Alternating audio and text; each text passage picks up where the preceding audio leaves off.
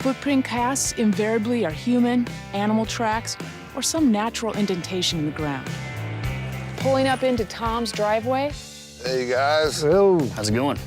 I see two good old boys. Baseball caps, a little bit of camo.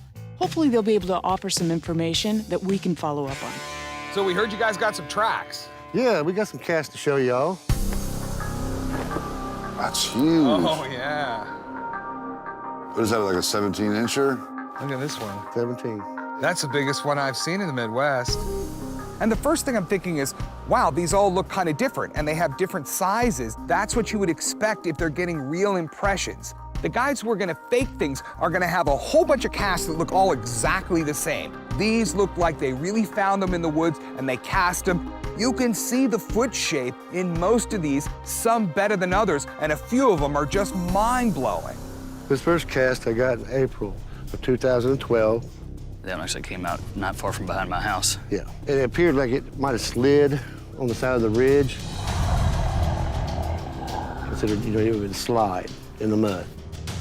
Third one, we saw something standing behind a bush.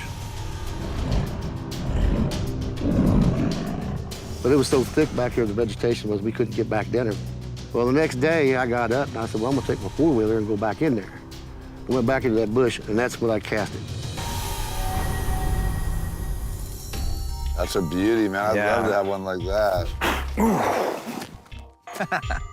Well, the first thing that jumps out to me is the toe placement, of course. But Sasquatches have such flexibility in their feet that this configuration is fairly common in the data set of casts. I love that all 5 toes are visible. I mean, the last 2 are a little bit lost, but that pinky's not, which is really nice. And also, if you look very closely, the toes are actually impressed more deeply than the ball of the foot itself.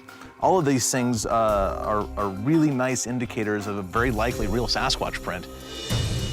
I can tell that Tom's been Bigfooting a long time because he casts footprints that most other Bigfooters wouldn't. And this one here is an excellent example. Most people would look at that and say, oh, there's nothing there. But he cast it, and it's a good thing he did, too, because right there on one of the toes, dermatoglyphics.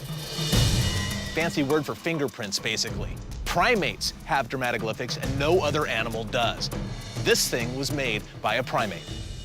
Nothing about it throws red flags to me that these are faked. And these are real. I mean, I was looking forward to Kentucky. This is better than I imagined. Thanks, you guys. guys. Thank you guys for coming out.